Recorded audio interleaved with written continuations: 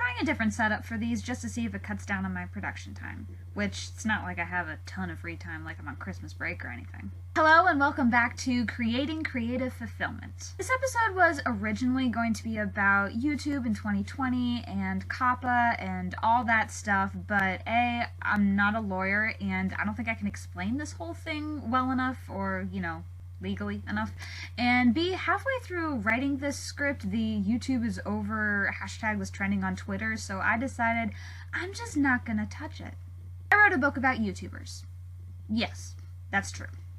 But YouTube isn't the only platform out there to help people host content and gain a following.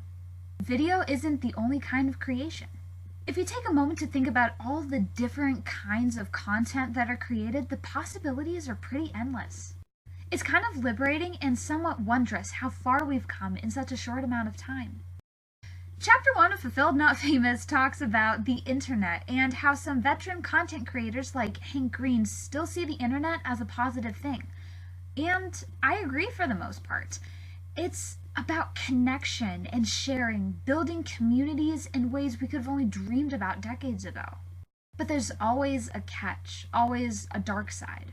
Whether it's the dark web, hackers and doxers, your average anonymous cyberbully, or the way you can instantly know every horrible thing that's going on all over the world, it might seem like a good idea to keep yourself and your precious creations far, far away from it.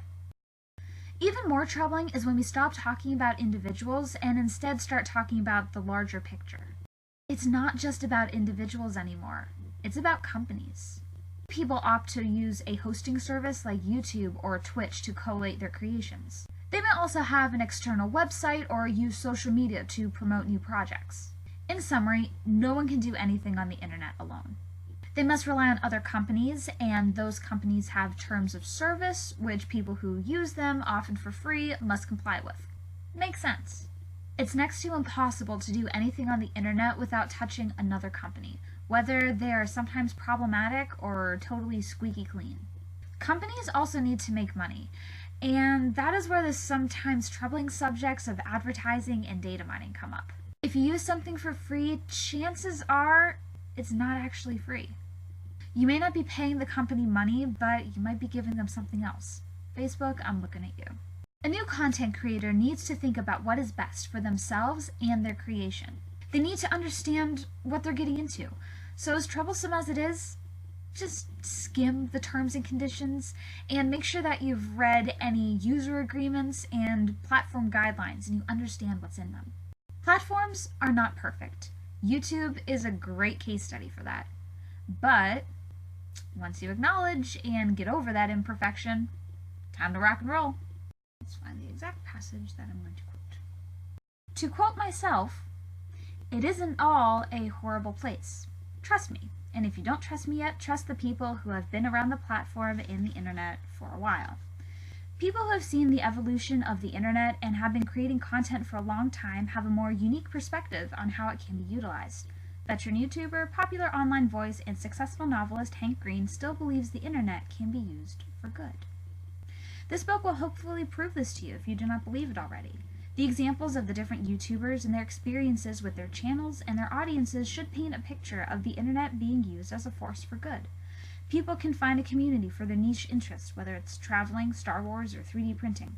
They can find an audience for their crazy ideas. They can be themselves and make connections across the world. YouTube is a great place to share your thoughts and make these connections. Even if you know little about creating videos, it is a skill anyone can learn. Close quote. And again, asterisk on the whole video thing. Just think about it, really think about it.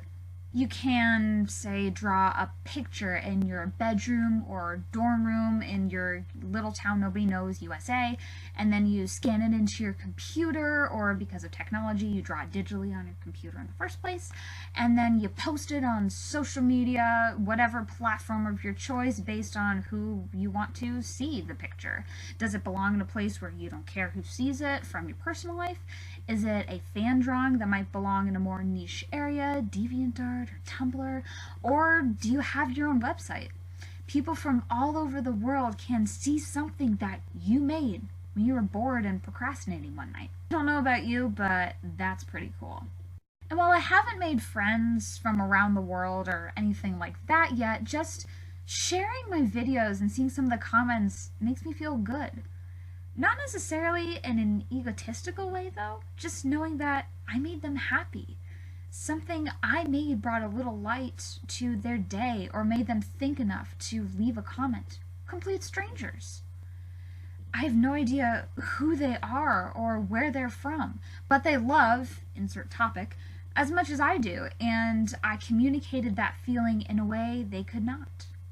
In the end, to be honest, you get out of the internet what you put into it. If all I want to do is tear others down, you'll get that back.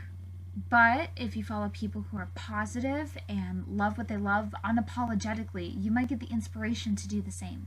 You might not be a full-blown content creator yet, but there's always that option.